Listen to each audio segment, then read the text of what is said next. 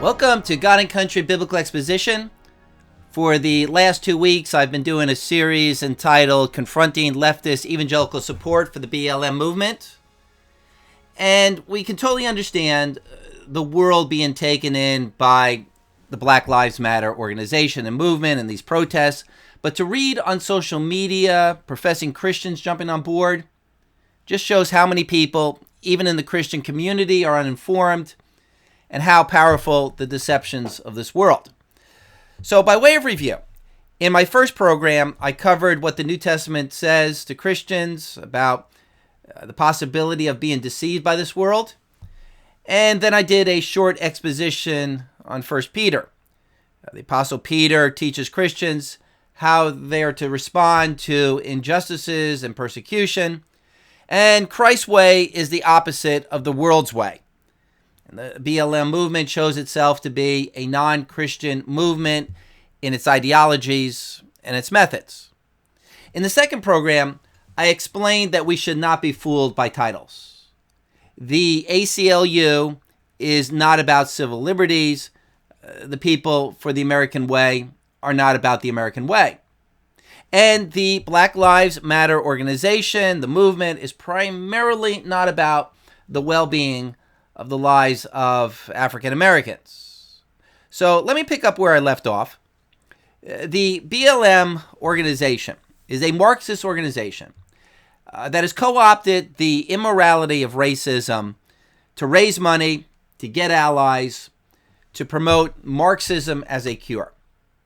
Patricia Clures, one of the three women who founded the BLM organization, speaks about how she is trained in ideological Marxism and how the organization is all about training people in Marxism. Here's the clip. It's helpful. I also think that it might, I think of a lot of things. The first thing I think is that we actually do have an ideological frame. Myself and Alicia in particular are trained organizers. We are trained Marxists. We are super versed on sort of ideological theories. So there you have it. End of discussion. The BLM organization is all about Marxism. Now, the irony is that both Marx and Engels, the ideological founders of modern communism, were both racist. Marx wrote about those lazy Mexicans, and Marx wrote about a political opponent, quote, "It is now completely clear to me that he, as is proven by his cranial formation and his hair, descends from the Negroes, who had joined Moses' exodus from Egypt, assuming that his mother or grandmother on the paternal side had interbred with a N-word." Now, this union of Judaism and Germanism with a basic Negro substance must produce a peculiar product.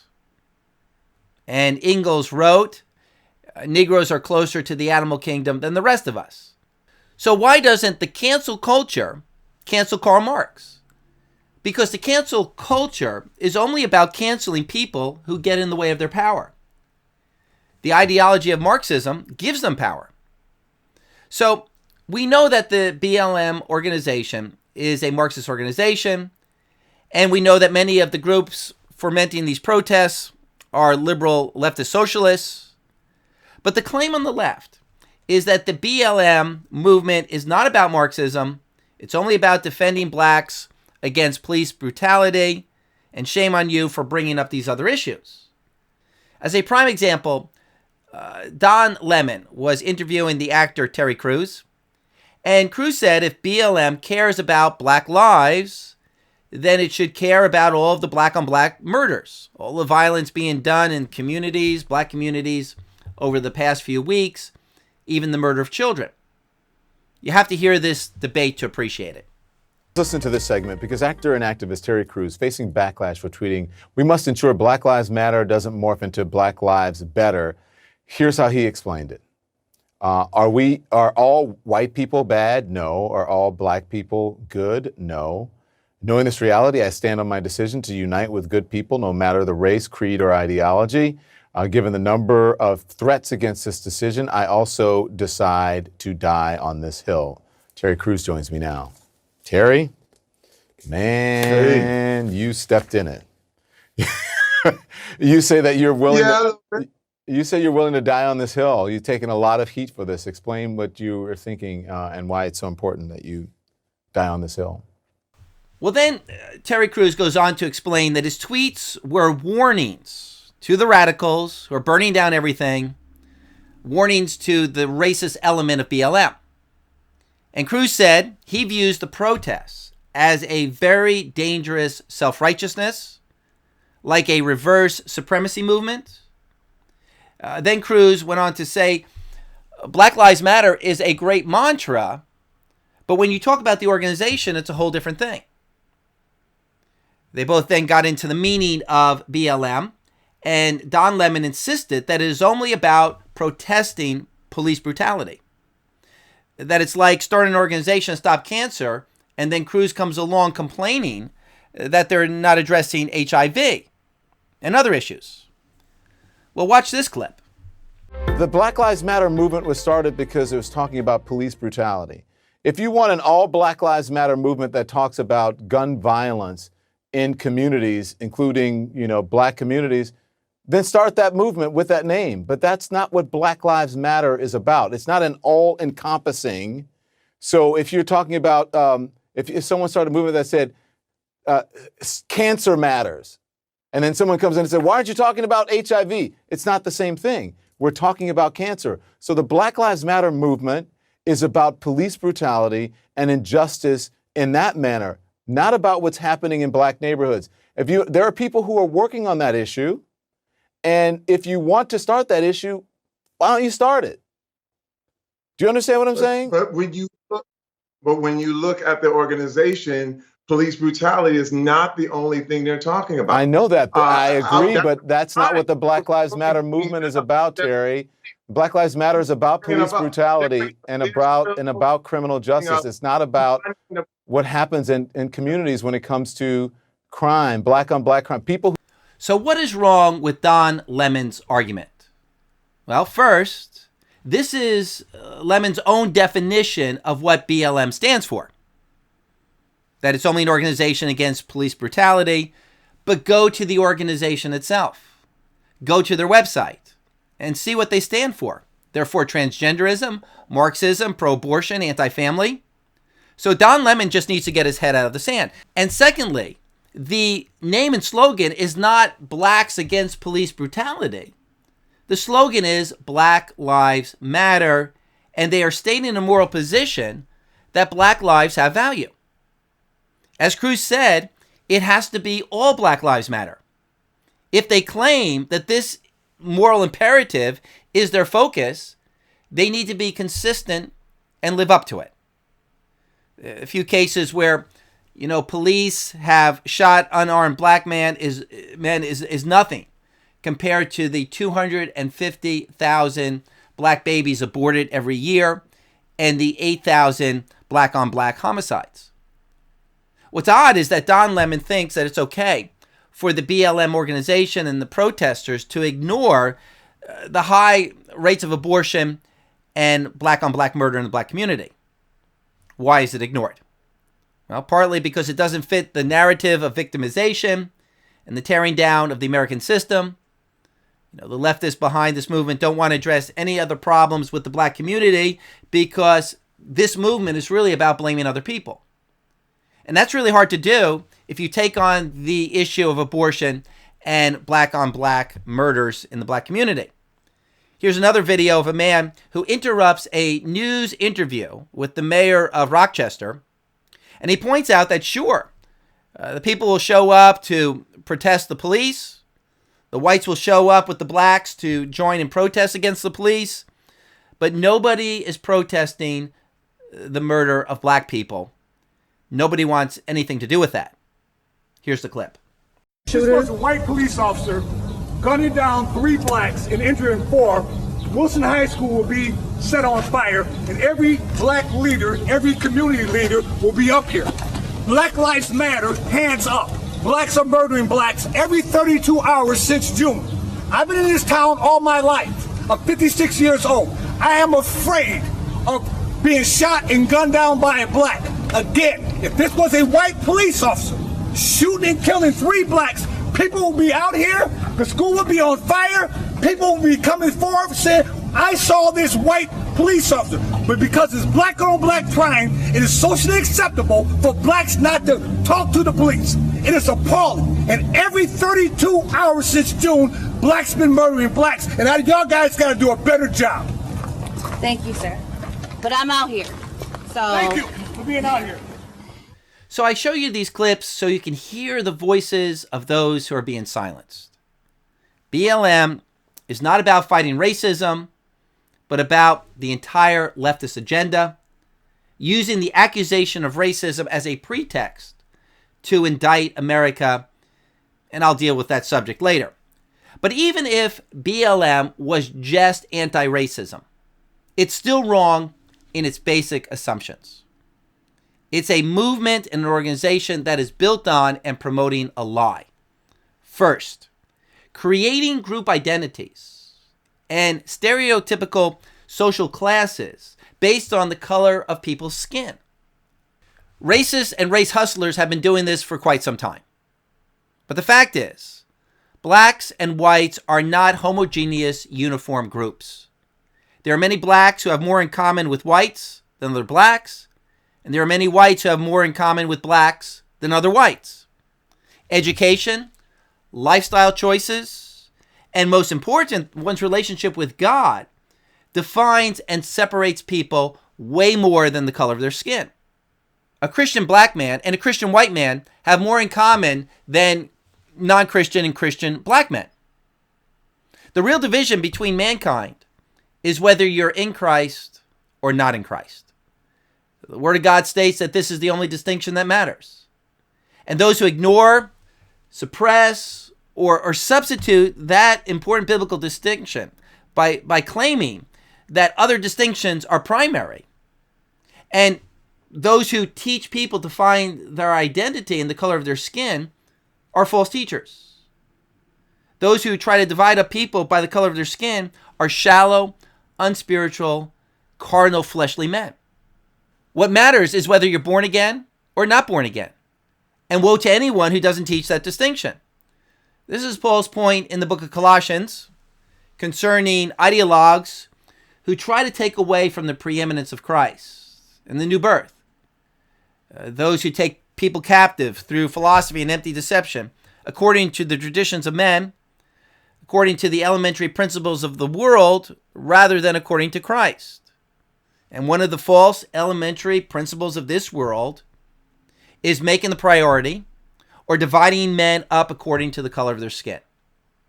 What matters is whether one is regenerated or recreated in the image of God. Colossians chapter 3, verse 11, a renewal in which there is no distinction between Greek and Jew, circumcised and uncircumcised, barbarian, Scythian, slave, or freeman, but Christ is all and in all.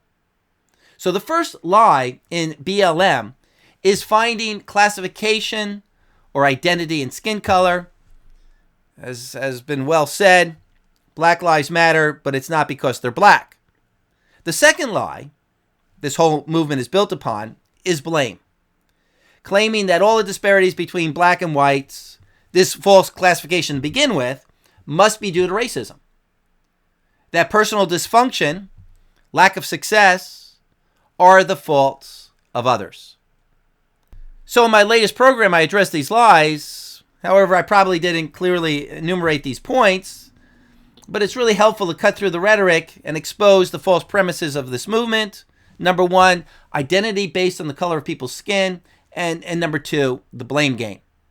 Now, in today's program, I want to put the final nail in the coffin of leftist evangelical support for BLM. There are many side issues concerning this movement that I could take weeks to discuss, but we need to move on to other subjects. I don't want to take 15 weeks talking about this. So the final and the big idea I want to address today is that evangelical supporters for BLM are being played. As the old saying goes, you're being played like a violin. Have you heard the term useful idiots? The phrase is attributed to Vladimir Lenin, who used the term to describe journalists in the West who supported communism, praised the Soviet Union, believed all of the Kremlin's lies about how wonderful life was in Russia. Wikipedia defines this historic term, useful idiots, as a person perceived as propagandizing for a cause without fully comprehending the cause's goals, and who is cynically used by the cause's leaders. Evangelicals who are supporting the BLM movement are useful idiots. There is a great conservative movie that came out last year called Mr. Jones. You may want to check this out. It was all about how journalists from the West in the 1930s covered up Stalin's crimes. Walter Duranty, the Moscow correspondent for the New York Times, even won a Pulitzer Prize back in 1932 for a series of reports about how great and successful Stalin's 5-year plan had been. But it was all a lie.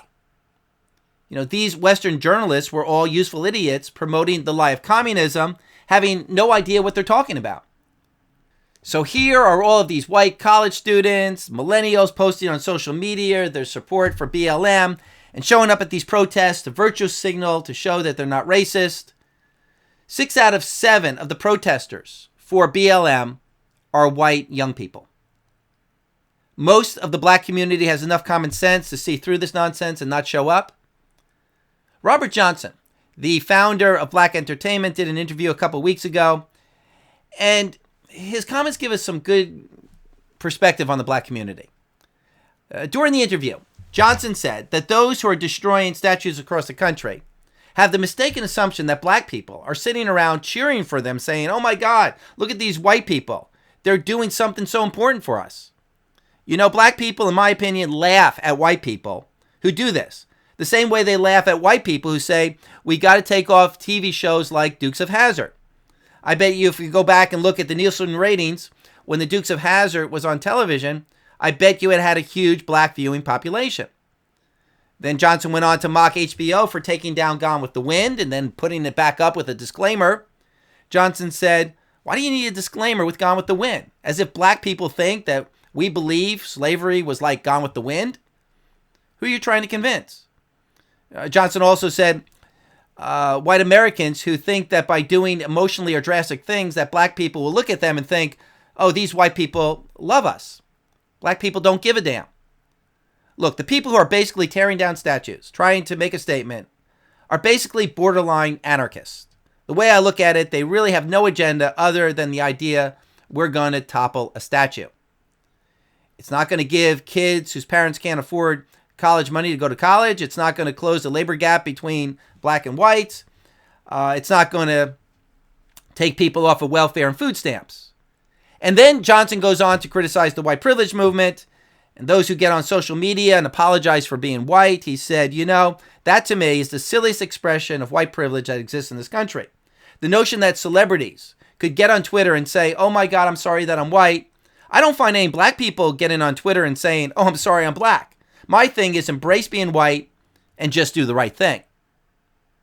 So rather than certain evangelicals thinking that they're being all cool and sensitive and woke, they are losing their testimony and their integrity with a whole segment of the black community by being fools, for being condescending, patronizing, belittling of black people. I mean, I get it. These evangelicals who may only watch the mainstream media think that this is a legitimate matter for African Americans. But they're believing a lie from a radical minority of fault finders who claim they're offended. They're being played by internet trolls, by race baiters, by the media. I'm sure many of you have heard about the Seattle training course for white employees. It's been featured on a number of conservative sites to illustrate the left's agenda. Here's an article. City of Seattle held segregated training session for white staff aimed at undoing their whiteness and told them not to take undeserved promotions to be better allies for racial justice. A journalist got inside information about the training sessions and tweeted out the content. The city of Seattle held training sessions for white employees called Interrupting Internal White Superiority and Whiteness. So I did a public record request to find out what this means. Let's go through it together in this thread. Employees are being told to repeat over and over again to themselves, racism is not our fault, but we're responsible for it. That doesn't even make sense. How can you be morally responsible for that which is not your fault? Anyway, you're supposed to interrupt your whiteness. How do you know when you've successfully interrupted your whiteness? Well, point number one, when you implicate yourself in racism. Number two, when other white people may get angry with you. And number three, when you stop your normative white behavior. Are you as a Christian going to fall for this? I mean, I can see unsaved leftists falling for this, white employees working for the Seattle Department of Human Resources. I mean, after all, there are leftists who believe in healing crystals. There are leftists who believe in remaking reality with the power of their minds. They don't have a moral compass. They are Ephesians chapter 4. They're darkened in their understanding. They're Romans chapter 1. Their foolish hearts are darkened. Professing to be wise, they become fools. But for Christians to be fooled by this, not any Christians I know who have a cursory knowledge of the Bible. You know, as often is said, the problem with atheism is not that you believe nothing. It's that you believe everything. I mean, outside of Christ, you will get played by this world and you will get played by demonic forces. 2 Timothy chapter 2, you are going to be held captive by Satan to do his will. So Christian, do not fall for the lies of the world. 2 Timothy chapter 3, verse 13, but evil men and impostors will proceed from bad to worse, deceiving and being deceived. Titus chapter 1, verse 10, there are many rebellious men, empty talkers and deceivers. 1 John 2:26, these things I have written to you concerning those who are trying to deceive you. 1 John 3:7, little children, make sure that no one deceives you. Revelation 12:9, the serpent of old who is called the devil and Satan, who deceives the whole world. And Revelation 13:14, and he deceived those who dwell on the earth. Well, Robert Johnson's interview was just one anecdotal testimony that blacks are not as woke as whites think they are, or as white liberals want them to be. Here's a piece that statistically looks at the black community as a whole. What do blacks say about the police? And in this blog, Paul Myringoff points to a recent Pew poll. When asked, how satisfied are you with the job of your local police department? 3/4 of surveyed African Americans report themselves satisfied with their local police departments. Then, in a number of surveys quoted, blacks want more police in their neighborhoods, not less. Do a majority of blacks in America really believe they can be killed anywhere or anytime by law enforcement? No. Do a majority of blacks view America as a racist nation? No. And the author points out that given the media narrative, this is counterintuitive. I mean, we sit in our living rooms and we let the media shape our view of what African Americans think. When in reality, the media and the left are overrepresenting a small group of Marxist black radicals. Here's another story. Entitled, Abolish the Police, Black Residents in Harlem Say No as White Liberals Push for It. Amy Horowitz went to the East Village in New York City, and she asked the white residents there if they thought defunding the police would help the black community. And she received all sorts of comments opposed to the police and comments about how the police were oppressing the black communities. Then Horowitz went over to the black communities in Harlem and asked black residents there what they thought, and they were all pro-police. So these leftist evangelicals who are supporting the current protests are not really supporting the desires of the majority in the black community as much as they are supporting the white liberals, their agenda. What the media is telling us about the black community is also part of the lie. The media is inflating the leftist radicals in the black community to give the impression that they are in the majority, that they represent the black community in order to give these leftists power and to create national unrest for political purposes. Just like the left lied overinflating the numbers of back alley abortions in order to get abortion legalized back in 1973. Last week, I was on a video chat with a number of conservative black pastors and activists, and they all lamented the fact that the media will not give them face time because they have a perspective that doesn't sell the narrative of the left. So naive white people thinking they're getting all woke about racism in America, they're just being played. Here's another article, What Woke Whites Get Wrong About Black Priorities. Quote, most whites don't have many black friends to give them firsthand accounts of what their experiences are with racism. While most blacks do experience some discrimination or racial prejudice, it's rarely violent, and it doesn't hold them back in a significant sense. The media, however, gives a distorted view of black life. We see this in stories they choose to report and those they reject. Whites are engaging in activism motivated by a misrepresentation about black life that doesn't comport with reality for most blacks, with the view that blacks are wounded and perpetually oppressed. So in this case of confronting leftist evangelicals who are supporting BLM, realize that these evangelicals are being duped because they actually believe the emphasis of the media. Then the author goes on in the piece to point out a second error. The first error, believing the false picture of the black community. The second error is a double standard based on bigotry. The racism or bigotry of low expectations for black people.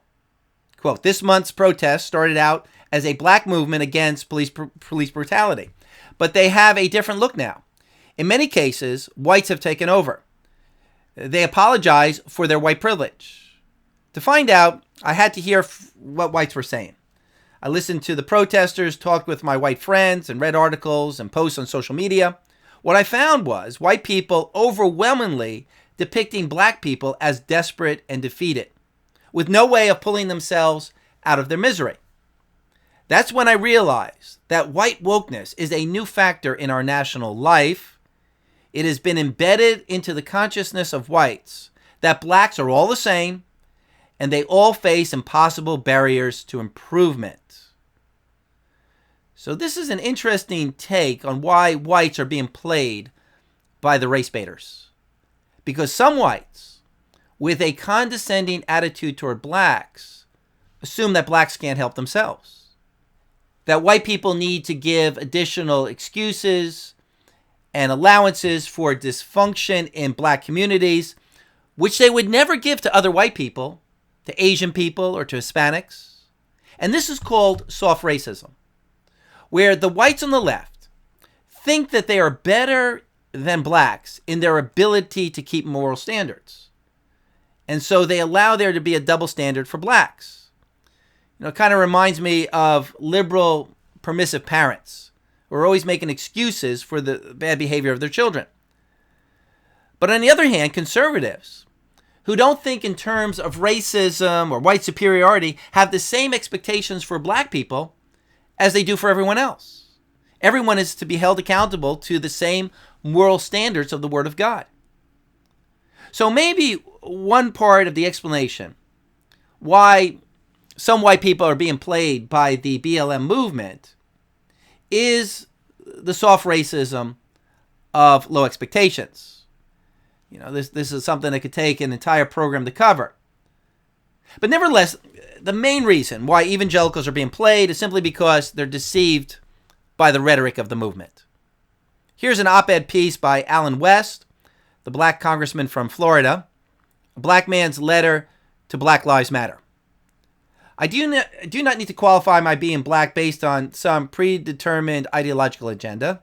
I was raised to believe that I was an individual who could think and believe as I determined.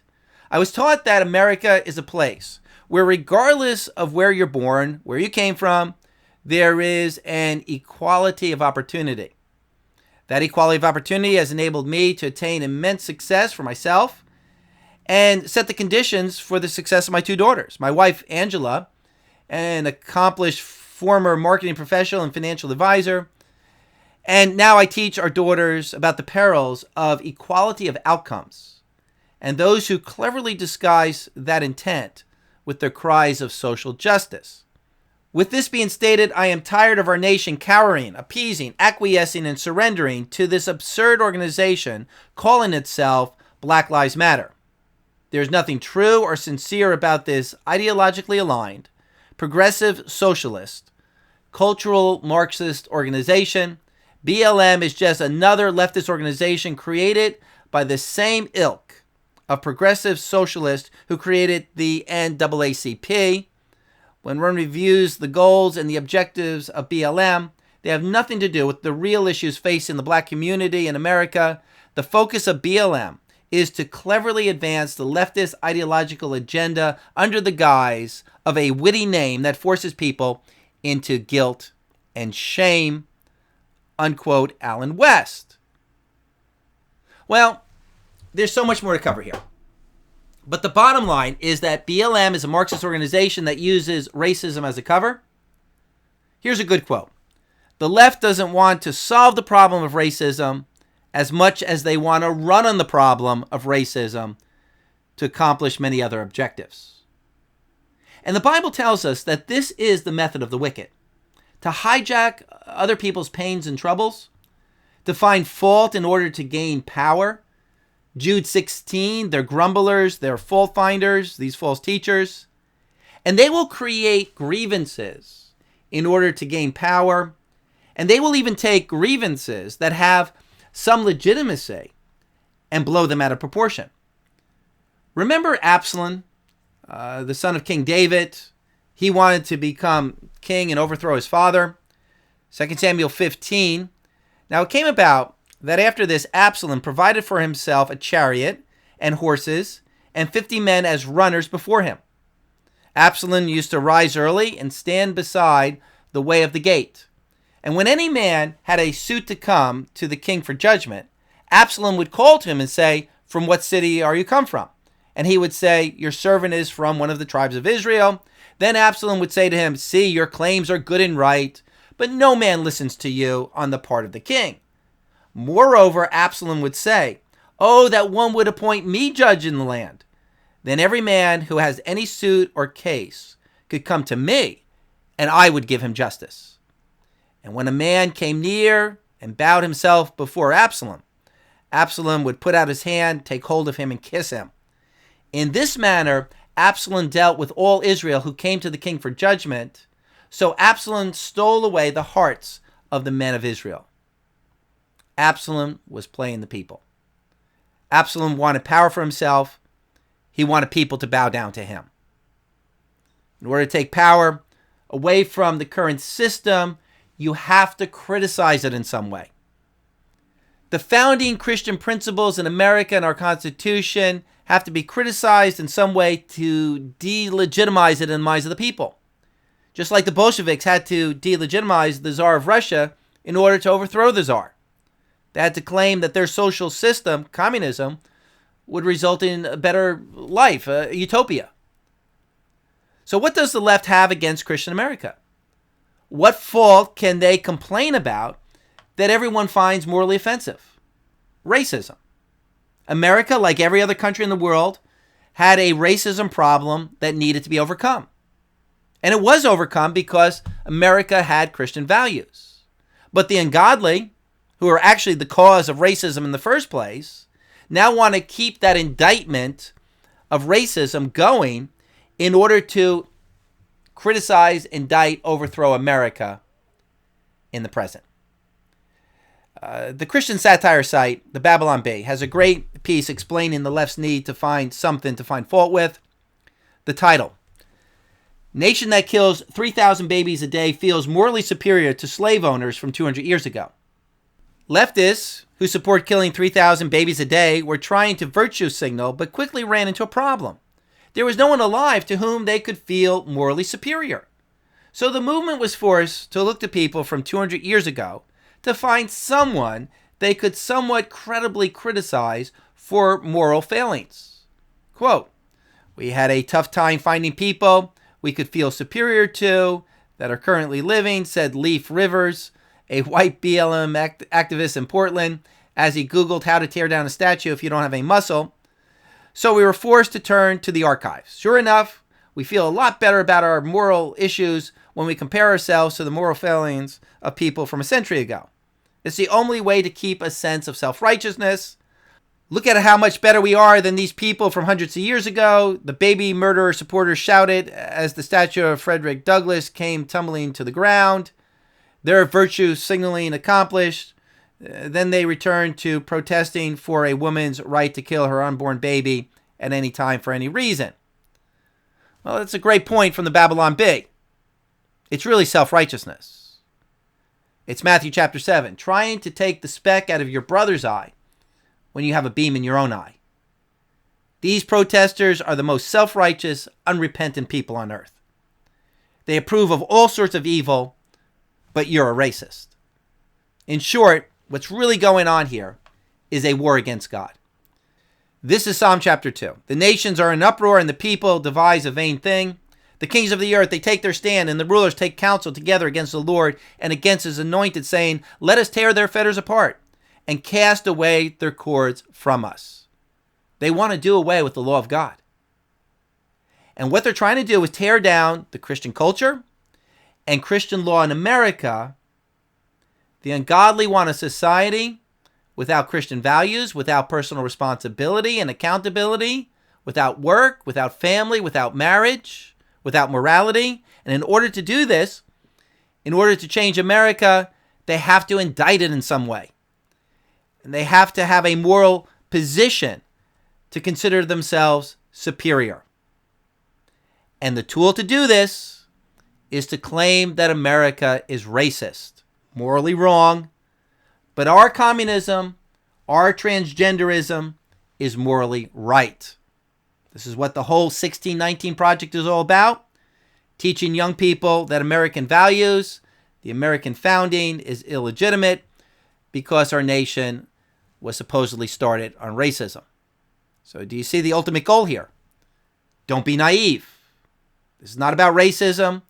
This is about using the accusation of racism to try to bring in the values and the political system of Sodom. Don't be deceived. Thank you for including God and country as part of your discipleship in the Word. Next week, I'm going to start a series on the cancel culture. What is it all about? What's behind it? Why is it? What will happen to it? Where it's all going to lead?